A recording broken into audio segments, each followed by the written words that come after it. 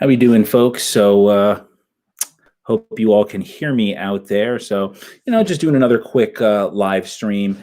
Had a really good episode of New Jersey Revolution Radio today. We did the Ida Box report with Darrell Lamont Jenkins. That was a lot of fun. He's an Academy Award winner. He's now apparently being called the king of doxing. I think Washington Post might have dubbed him that. So that's cool. We got him on the team here at New Jersey Revolution Radio. That's definitely a good thing. There's a couple things I want to talk about tonight before I pass out and go to bed. There's always, as usual with me, I always tend to over prepare. Brian will always kind of bust my chops, tells me how I over prepare. He always tells me that I have pages and pages of notes. It's because I don't want to be under prepared. I feel like we have good conversations at New Jersey Revolution Radio, and the last thing I want is to be caught off guard. I can be absent-minded, and I'm sure you've seen me kind of lose my train of thought more than once when I'm a guest on New Jersey Revolution Radio, or now Revolution Radio, or even when you listen to my podcast, Modernity and Absurdity. There are times where I kind of trail off, and I think it's good to have notes, and I think it's good to be prepared. So tonight we had a great discussion with Darrell, myself, Brian, and Darrell. But as always, like I said, there's always some notes that I have that I never really get to address. So I think I want to talk about them again. So where I think I want to address these notes. So talking about these riots in DC last week, this was definitely a white supremacy riot. This was a white rage riot. Of course, there's always people of color involved. There's always a handful of bootlickers. But I want to talk about the type of people that were there. Yes, a lot of them are white supremacists. Yes, a lot of them were QAnon supporters. And as I said tonight, these are groups of people that tend to overlap. A lot of them are the same people. But this white rage, this idea of anger, this fact that despite the fact that they lost an election fairly, they've deluded themselves into thinking that they've been cheated somehow. And where does that come from? It comes from white supremacy. It comes from a culture of white supremacy. It comes from a culture of white privilege. We have a society where, even the poorest of poor white people can say, hey, I'm not black. And, this isn't to say white people don't have hardships. Of course they do. White people all over the world are facing hardships. But in the United States of America, your life isn't hard because you're white. Right. And if you're sitting here saying, well, I object, and you want to bring up, reverse racism or affirmative action. Well, what you're telling me is you don't know what affirmative action is, and there's no such thing as reverse racism.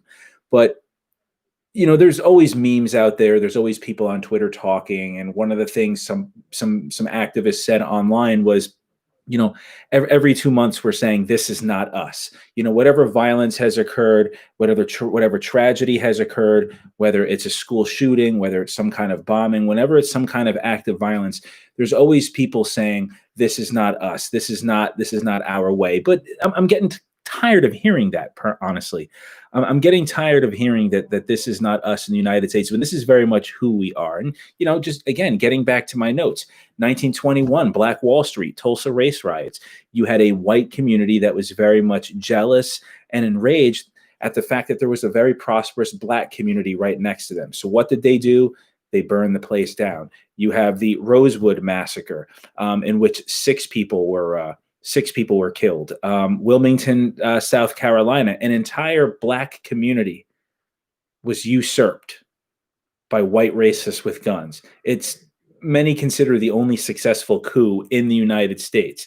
You had a black majority which elected black leadership, but you had a white minority that was angry. They took guns, they shot the leaders, and they declared themselves the new mayors, the new leadership of whatever community or town they were in.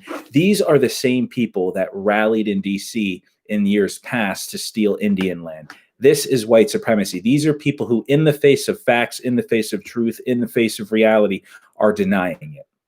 And this is where conspiracy is involved.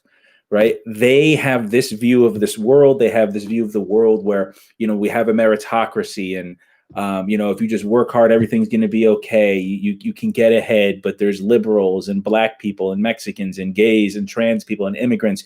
If they could just get out of the way, then things would be okay in this country. And unfortunately, that's not the reality.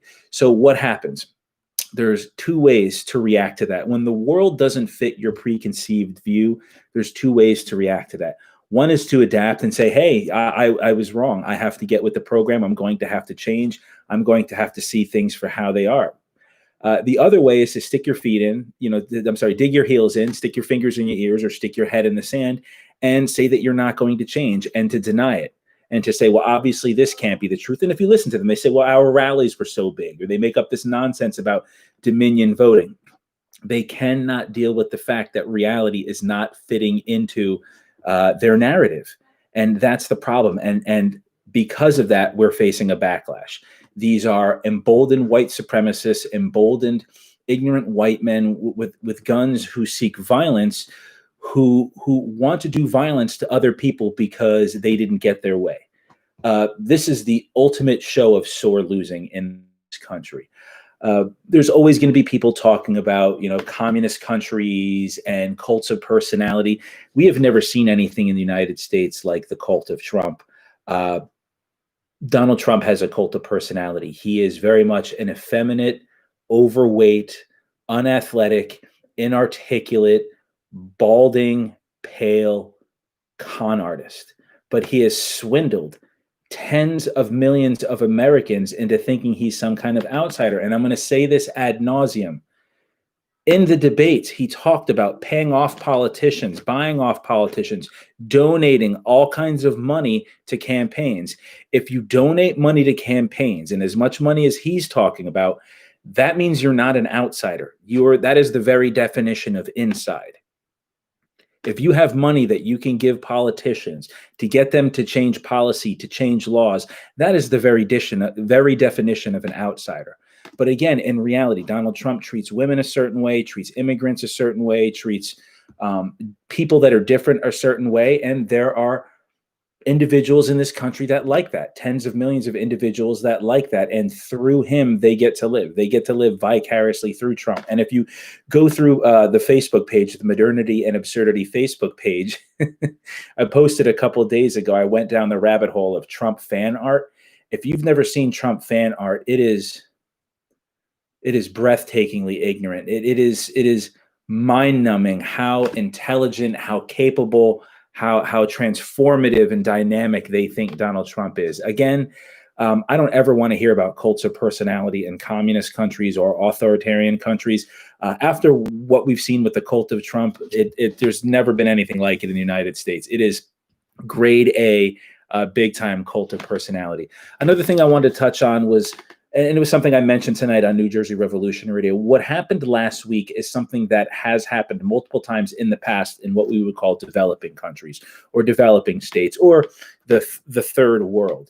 What happens is a group of right-wing, violent, or a violent right-wing mob will usually storm a Capitol. Usually there's all kinds of conspiratorial and white supremacist elements involved. We just saw it happen in Bolivia. They stormed the Capitol. They send elected leaders into confusion. There's violence, threats of violence, and so on and so forth, police repression. And then usually other world powers come in and they give them credibility. They say that they are now the true leadership in that country. And we saw it attempted in Venezuela with Juan Guaido. I don't know where he is right now. Where in the world is Juan Guaido? And we saw it in Bolivia.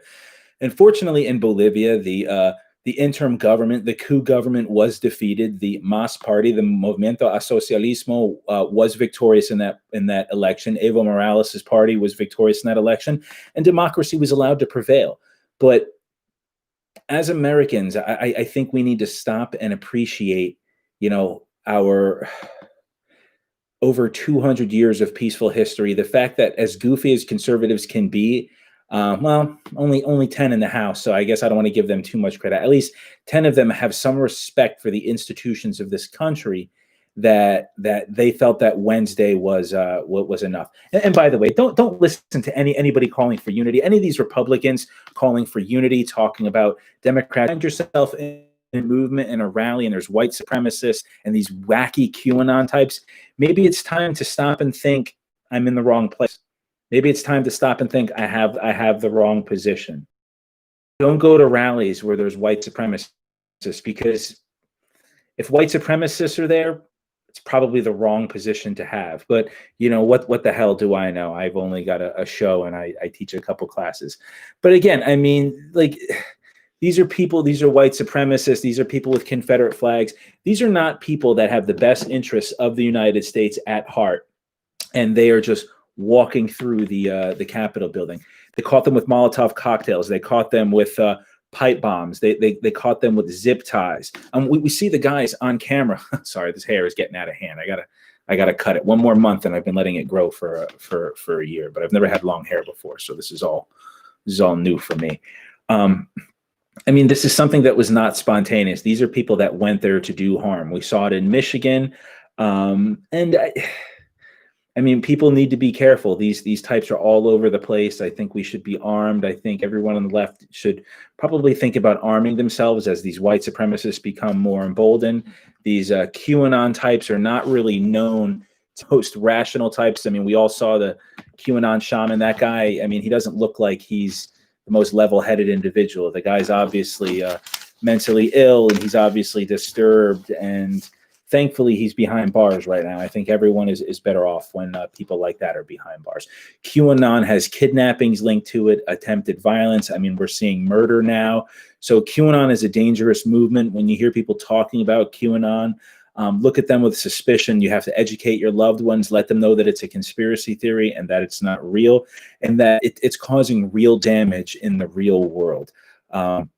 QAnon supporters, QAnon conspiracy theorists are getting in the way of actual progress. They're getting in the way of trying to help. I'm sorry, not help, but solve the problem of child trafficking, of child human trafficking.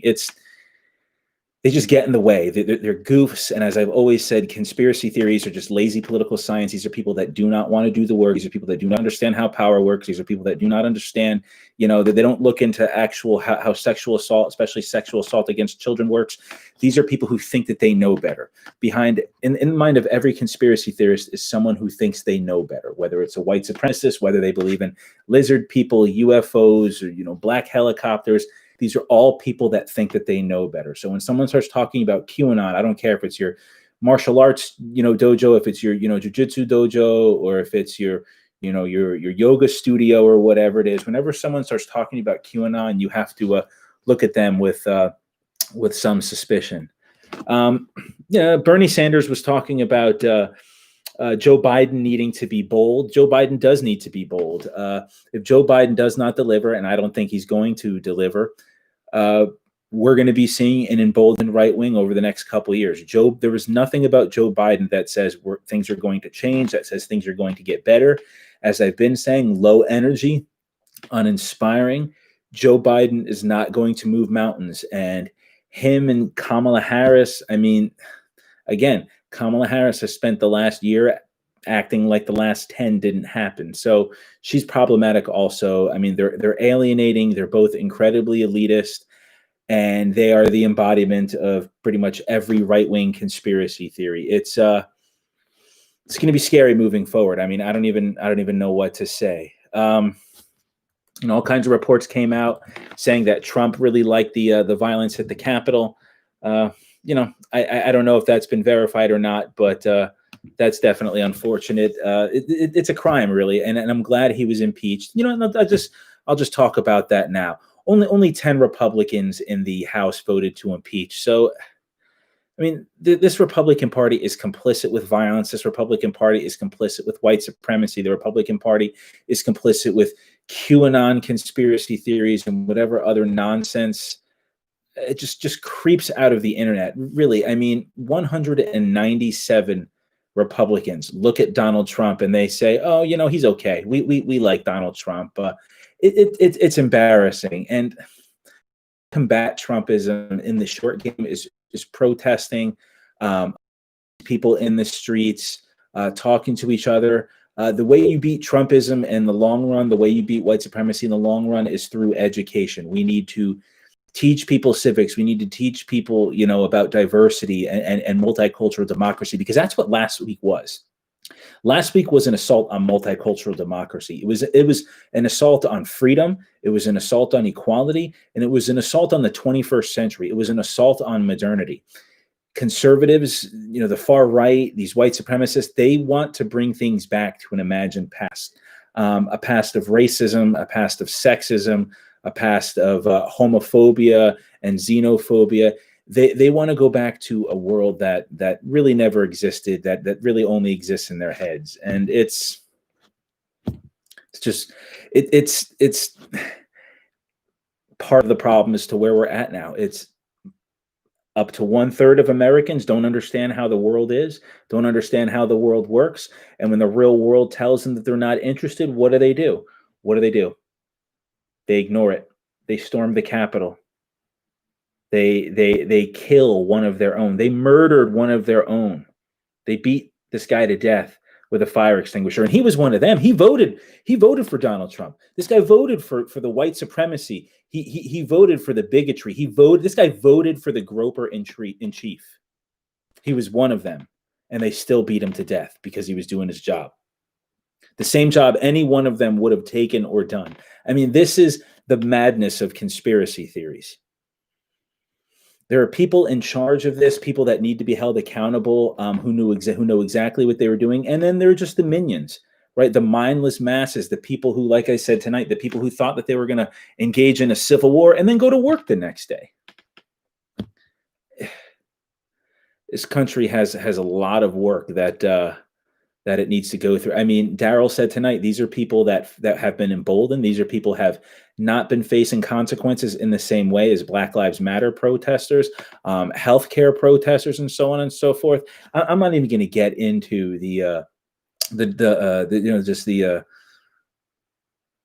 just how double-sided the Capitol Police are. Just two-faced. Just the treatment of protesters last week with protesters in the past. But I think we kind of beat that to death last week. Those of you who are watching this video, we did it's about a 45-minute Revolution Radio episode on the riots as they were happening last week. If you can go back, Revolution Radio, check it out. It was a good discussion. We had it on the fly. In a matter of 20 minutes, we came up with it, put the show together, and we're broadcasting, and we had a good conversation about it. So moving on, I just wanted to talk about a couple of the more prominent people that were involved over the weekend. One was this woman, Ashley Babbitt. She was the Air Force veteran. I mean, all these veterans groups trying to do work advocating for veterans, and then this woman just spews nonsense onto the internet and then deludes herself into thinking she's some kind of superhero and then gets shot doing the stupidest thing imaginable. And I mean, they're really trying to turn her into some kind of martyr. The woman's a goof. She was ignorant, just this trashy racist. And she got shot because she didn't want to live in the real world. She wanted to live in a real world where she thinks she's a superhero, where she thinks, she's Captain America or Wonder Woman fighting against, fighting with Q against, evil Democrats or whoever the heck it is. I mean, the woman, it's an American tragedy because this is somebody who, I don't know, trained by the United States, educated in some way by the United States military, taught how to operate firearms, had some level of responsibility, was trusted by the armed forces in this country, and then she turns out to be a maniac. So I mean, veterans organizations, you guys got to do some outreach, and they need to. I don't know. This woman is. I mean, the woman was crazy. Like I don't know how to put it. They need to do more outreach, because these people are out there, and if she's one, that means there's got to be thousands, if not millions, more just like her. So I'd like to see veterans groups do more outreach, try and find these people and do something to help them, heal them, or whatever the heck it is they need to do. I mean, because this is unacceptable. They want to put veterans in schools watching kids. They want to turn veterans into cops. Last thing you need is someone like this in a school with a gun. Last thing you need is someone like this pulling over blacks or Mexicans or Latinos in a car. What a disaster. What an absolute disaster last week was. All these Republicans need to be held accountable. 197 of them not voting to impeach Donald Trump. I mean, but this is the party of racism. It's the Republicans are the party of white supremacy. And again, I don't like falling into the trap of saying the Democrats and the Republicans are the same, because they're not the same. We see it today with this impeachment. Donald Trump is the only president in history, only person in American history to be impeached twice. There have been 4 impeachments: Andrew Johnson, Bill Clinton, and then twice with Donald Trump. Half of all impeachment votes have gone to Donald Trump. I mean, the guy's a national embarrassment. And again, the people that voted for him, they thought they were so smart. I mean,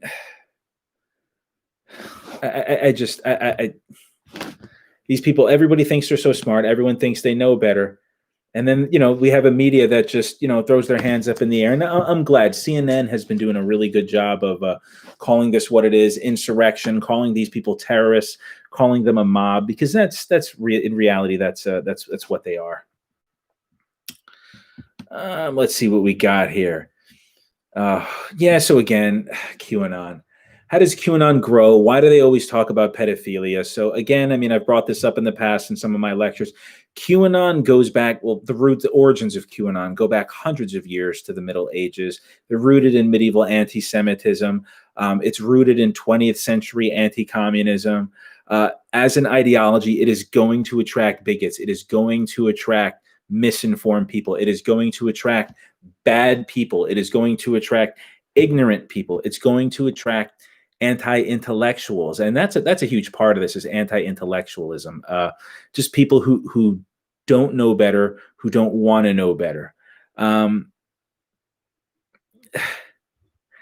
the 1960s, as women were trying to get jobs and join the workforce and go to college, there was a push for daycare centers, right? Women were going to go to work, so they needed someone to watch their kids. So the American right wing, never missing an opportunity to turn a molehill into a mound, decided this was a communist plot, that the communists wanted to destroy the traditional family. They wanted to put women in the workforce, and daycare centers were a plot to destroy the traditional family. They were a communist plot. So fast forward 20 years, you've got the Satanic Panic in the right-wing zeitgeist. In the back of the right-wing mind, there's this fear of daycare centers. And then, you don't know, and I got to figure out how I got to change how I talk, because my wife always tells me that I speak in a certain way that's not always, conducive to good programming. But, you have these daycare centers in the 80s where the people working in the daycare center were accused of performing satanic rituals and sexually abusing these kids, and none of it was real. And all these people went to jail, and all of these lives were ruined and destroyed, and so on and so forth.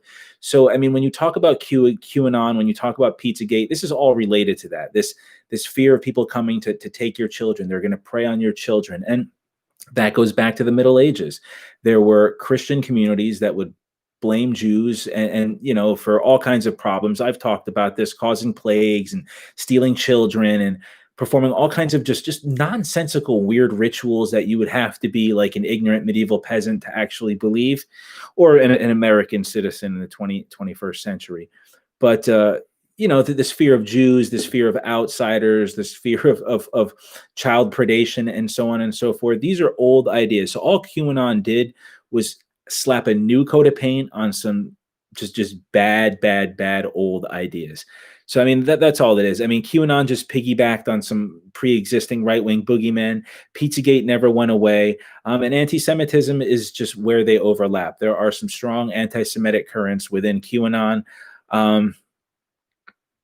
As I've said in the past, conspiracy theories piggyback off of pre-existing ideas. So if you're already suspicious of people in power, if you're already suspicious of the medical industry, if you're already suspicious of the educational system, and you lack critical thinking skills, because it's okay to be skeptical and critical of these institutions, but you have to couple that with critical thinking skills, right? So, kind of like, people of color out there who don't trust the medical establishment, rightfully so, but also don't want to take the vaccine. It's like, all right, the Tuskegee experiments were horrendous, but they were decades ago. And although we're still dealing with medical apartheid, and we're dealing with a lot of racism in the medical establishment, right now, in terms of the distribution of the vaccine, just take it. There is no white supremacy in just taking the damn vaccine. There's going to be white supremacy in how it's distributed, but just take the damn vaccine. I mean, I said it last week. Just take the vaccine. Protect the people you care about. You need the vaccine is a way to have your body fight the virus naturally, as opposed to pumping yourself up with drugs and chemicals later. You're going to want your body to fight the virus naturally. That's what the vaccine does. It helps kickstart your body in fighting the virus. But again, if you're already suspicious of Jews, if you come from some household, where your parents might be a little anti-Semitic, they might make some comments about Jews. It's not going to be hard for someone else to come around and prey upon or seize upon that anti-Semitism that people have. So I mean, there's nothing new about QAnon, and I always kick myself because I always I blew it off in the beginning. I said this QAnon thing is a joke. It's so obviously stupid, no one can believe it. But again, I try not to set the bar too low. How should I say? The low levels or the depths to which some Americans will sink always or never ceases to surprise me. It's grotesque. It's absurd. Just how ignorant some people in this country are. I had this goof that I was friends with 20 years ago. He was one of my old fraternity brothers, who shall remain nameless. Just a fat, goofy white guy. If he ever worked hard, it's been 20 years since he ever worked hard. Guy works in banking. And when Donald Trump was elected president, this goof actually said to me, well, we wanted to get our rights back. What rights did white Americans lose? They don't even understand what rights are, right? When you lose an election, you don't get to storm a Capitol, right? When black people riot, it's guns out, it's batons out, it's pepper spray for just existing, people getting beat up for not moving fast enough. But here, I mean, we see white supremacists emboldened by an establishment that has very rarely held them accountable. So hopefully something happens. We're seeing people getting arrested, which I'm going to touch on now before we wrap up. And then, we have to see where it goes from there. So let's see. Oh, they caught the Camp Auschwitz guy, the scumbag named Robert Packer, 56 years old, from Newport News. They caught this goof via his driver's license, right? He allowed himself to get photographed, which, by the way, Antifa would have been wearing masks just because they're Antifa, but also because there's a virus and a pandemic, so they would have worn a mask. So part of the problem is their ignorance, again, is leading to their own downfall, because they're all going to get infected with the virus, but they're also going to get arrested because, again, they didn't wear masks. So this other guy, the guy with the zip ties, was there with his mommy. His name was Eric Gavlik Munchel. Goof, zip ties with his mommy. Took his mommy. Jacob Anthony Chainsley, aka Jake Angeli, the Q shaman. We saw that goof with the buffalo horns.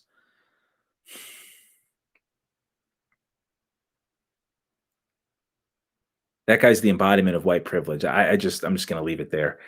Doug Jensen, he's another QAnon guy. He was the one chasing the black police officer up the stairs. I'd have maced the shit out that guy. Probably hit him in the face with the baton too. Richard Bennett, the scumbag old man who put his feet up on Nancy Pelosi's desk. I don't even like Nancy Pelosi. She's a corporate sellout, but these goofs have turned her into like some monster akin to Mao Zedong. It is absurd who they think she is. Like, these people are rebelling against a boogeyman. They're rebelling against a straw man. It's Black Lives Matter is about racial justice. Last week was a temper tantrum by like man children and the most ignorant, uneducated segments in our society. I don't know. I think I could pretty much just wrap it up there. I got some couple facts here. Over 20,000 accounts on Twitter linked to QAnon were actively encouraging violence at the Capitol. 20,000. That is the power of a lie. That is the power of the bully pulpit, and that's something that Democrats constantly fail to understand. Barack Obama just totally oblivious to the power of the bully pulpit. Donald Trump, Republicans are masters of the bully pulpit. They have that power, and they wield it like a hammer. And Democrats have it, and they use it against the left. Right? Barack Obama standing against basketball players, trying to unionize, coming out against Bernie Sanders. Just, it's unfortunate. It's what they do. But The conspiracy theory, obviously, QAnon linked to threats of violence and murder against civilians, kidnapping, and so on and so forth. It, that woman Ashley Babbitt, that trashy veteran, she was the wrapped up in that QAnon nonsense. I mean, again, it's this idea that Democrats are running some kind of pedophile ring and secretly they're puppet masters. And, if you live in a world where you think someone like Donald Trump is fighting against the status quo and he's not the very representation of it, he's not the living embodiment of the contradictions of our society, then you're just misinformed. But unfortunately, there are segments of our society that are anti-intellectual, that are pathologically anti-socialist. We have religious fundamentalists, and we just have downright racist bigots, assholes, and lowlives in this country who are emboldened by Donald Trump, who feel empowered by Donald Trump. And these videos are always going to be informal, so I guess I can wrap it up there. Thanks for coming through tonight, folks. If you can donate to, I always want to say New Jersey Revolution Radio, but as of right now, the official donation link is njrevolutionradio.com/donate. You can join our editorial board. It doesn't cost a lot of money. We were looking for that input.